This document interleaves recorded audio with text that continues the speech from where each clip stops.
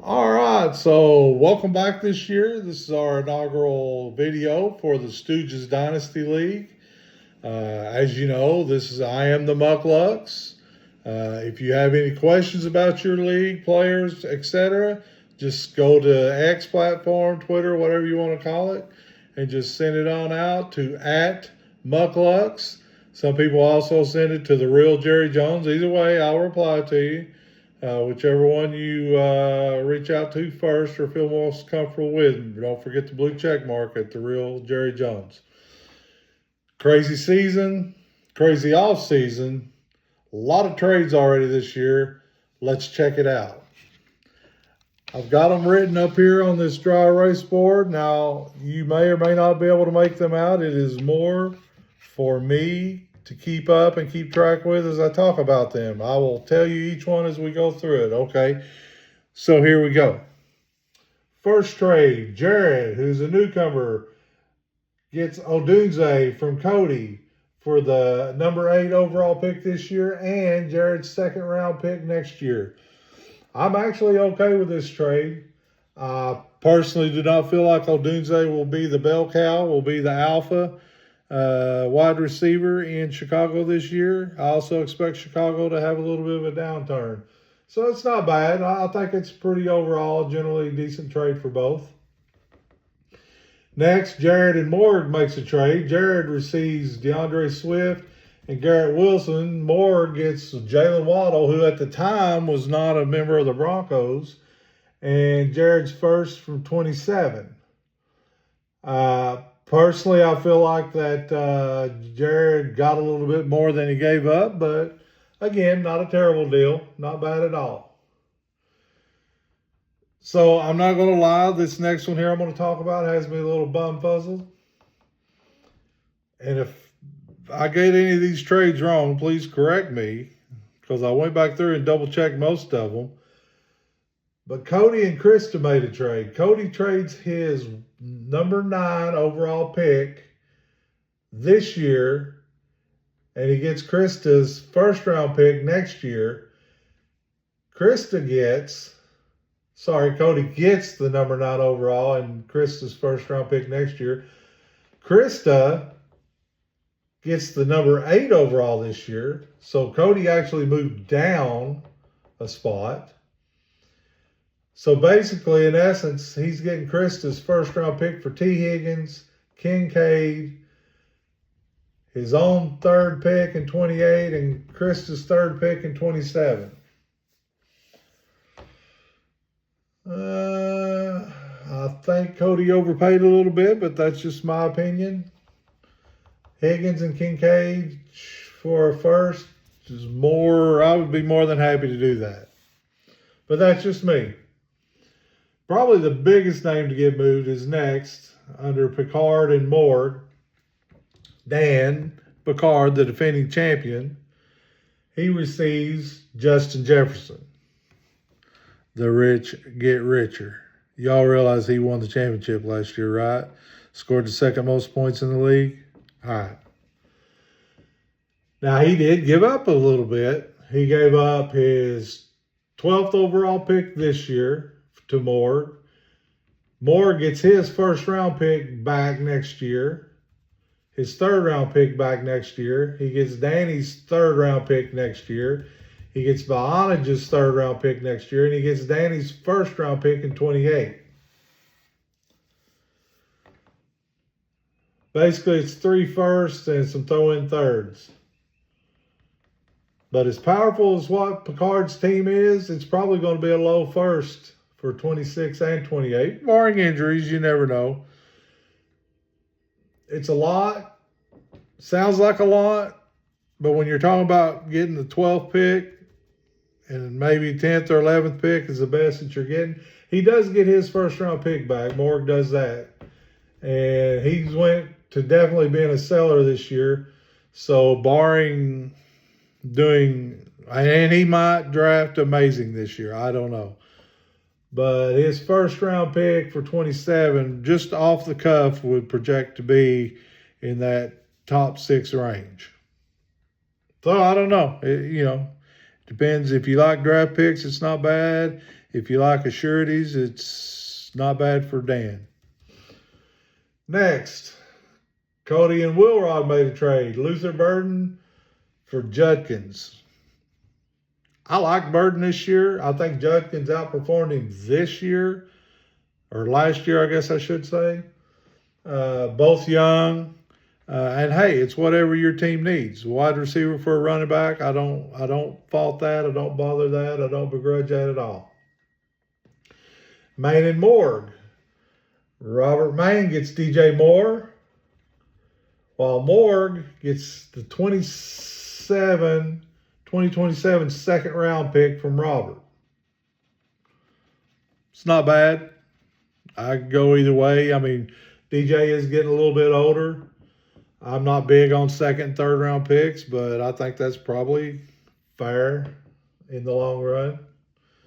DJ maybe has a couple more years left. I mean, he could strike lightning with Josh Allen there. You just never know.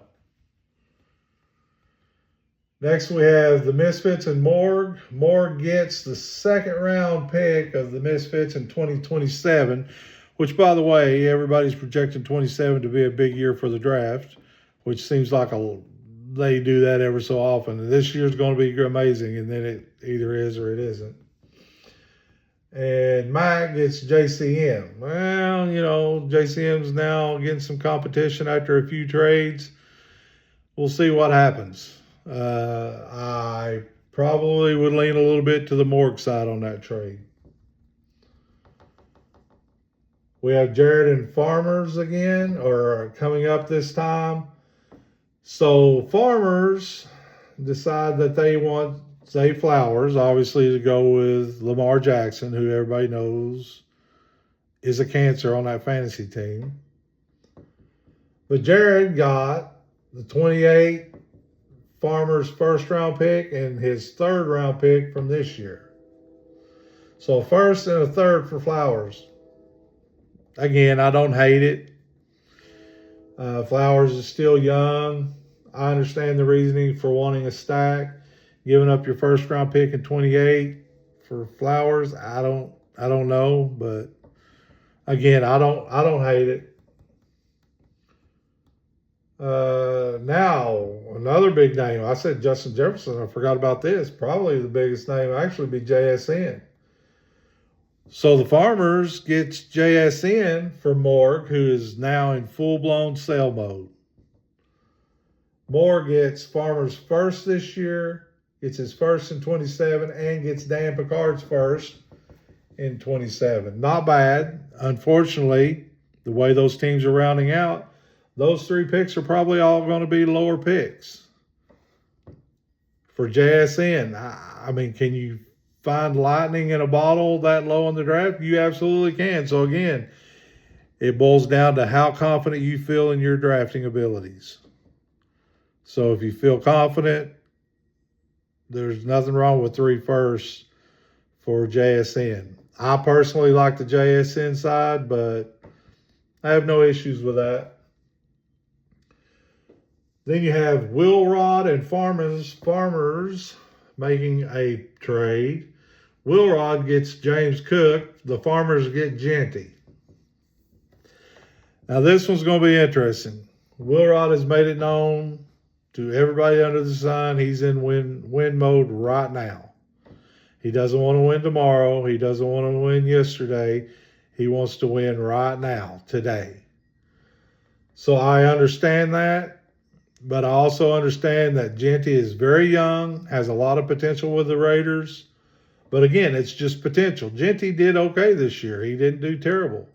But how long is it going to take for him to bloom into what everybody expects him to be? I personally think Genty will be very good this year, especially with off-season moves. And I think he'll probably outperform Cook, which means I'm leaning toward Genty on this side of the trade. But I totally understand Wilrod's wanting to have a proven and chosen commodity in Cook. Here's one that I will say is a little befuzzling. Farmers and Morgan. I understand Morgan is in full sell mode. All he wants is draft picks. He gets Cody's first pick in 2026, which that could be anywhere from 1 to 6. I'd say it's going to be in the 4, 5, 6 range, but it could be the first overall this year. And he gets Gadsden, but he gives up McBride. I'm not a big Gadsden fan. He had 1 or 2 really good games last year. He's playing on the Chargers, who are just going to run the ball more and more and more and more. It's not a terrible deal, but I definitely would be on the side of McBride in this one.